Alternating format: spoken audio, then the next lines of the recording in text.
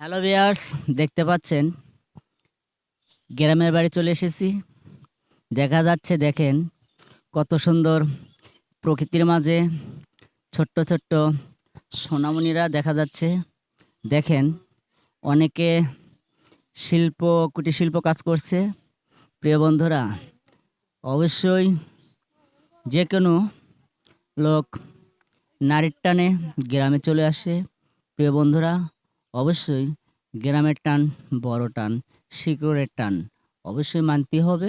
তাই দুদিন আগে হোক, দুদিন পরে হোক, চলে আসতে হবে গ্রামে। প্রিয় বন্ধুরা, গ্রামে এসে গ্রামের যে প্রকৃতির দৃশ্যটা, তাই আপনাদের সঙ্গে একটু ভাগাভাগি করে নিচ্ছি।